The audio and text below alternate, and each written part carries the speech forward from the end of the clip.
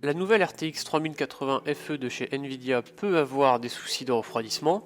Nous allons voir ensemble comment améliorer ce refroidissement et donc, par la même occasion, augmenter ses performances. Il existe deux solutions pour améliorer les performances thermiques de la carte. La première étant de la démonter entièrement afin de changer la pâte thermique et les pattes thermiques, ce qui va avoir pour but d'augmenter la surface de dissipation thermique et donc d'améliorer les performances.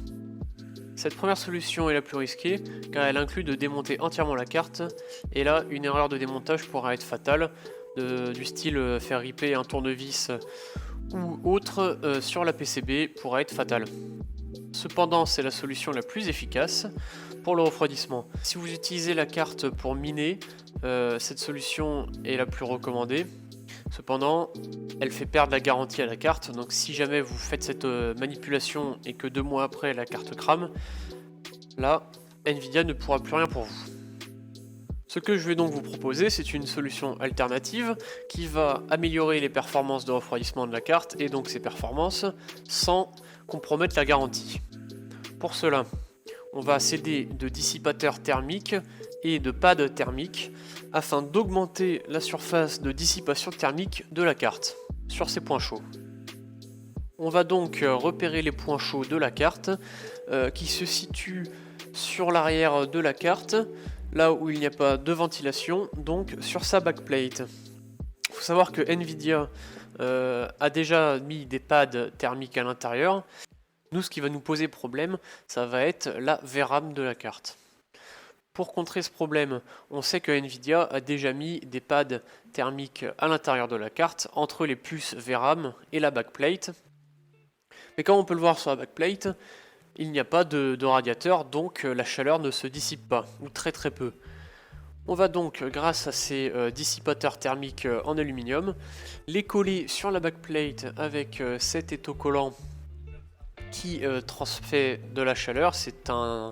C'est du scotch double face spécial thermique qui va agir comme un pad thermique finalement. Et on va venir coller ces pads thermiques sur l'arrière de la carte afin d'augmenter sa surface de dissipation thermique. Donc pour la manip, nous on va venir disposer des dissipateurs thermiques partout sur la backplate. Donc en tout on va en mettre 6.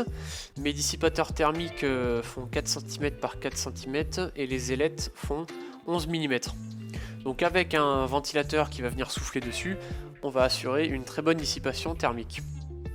Donc on va venir les disposer comme ceci, 2 au milieu et 4 sur la grande partie à droite.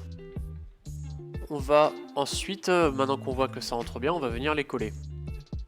Donc là je viens d'en faire un pour vous montrer. Donc j'ai pris mon scotch qui fait 2 cm de large, j'ai mis 2 bandes de double face thermique sur le dissipateur thermique. On va faire les 6 et on se retrouve juste après. Voilà, donc maintenant que j'ai mes dissipateurs thermiques qui sont prêts à être posés, on va venir poser le premier. Pour ça, on enlève la deuxième surface de plastique qui protège le scotch double face et on vient positionner le premier. Le plus important, c'est qu'il soit bien à plat et qu'il n'y ait pas de poussière ou de saleté entre la backplate et le dissipateur thermique afin de ne pas créer de bulles d'air. Une fois qu'il est bien à plat et posé, on peut voir que là il dépasse un petit peu, c'est pas grave du tout. Le principal, c'est que le contact se fasse bien entre la backplate et le dissipateur thermique pour que le transfert de chaleur se fasse. Maintenant qu'on a vu que ça fonctionnait très bien, on va pouvoir venir poser les autres. Une fois qu'on a posé les 6, on s'assure juste que les dissipateurs qui se trouvent en bas ne dépassent pas trop pour pas toucher la carte mère ou le riser qui se trouvera dessous. Donc j'ai pu faire des tests avant et après. Grâce au dissipateur thermique que je viens de poser, j'ai gagné 1 degré sur le processeur graphique, plus 8 degrés sur la VRAM, et en termes de minage, une performance de 1 mH sur la 3080, ce qui n'est pas négligeable. On va surtout faire ça pour la performance thermique, certes, mais aussi du coup pour pas être en limite de température H24 et ainsi prolonger la durée de vie de la carte. Certes, c'est pas la solution la plus efficace, cependant cette solution n'est pas invasive pour la carte et ne fait pas perdre la garantie. J'ai fait des tests en plus grâce à ce scotch là, il ne laisse pas de marque, donc si jamais par la suite vous voulez enlever ces dissipateurs thermiques, ça ne posera aucun souci, ça ne laissera aucune marque.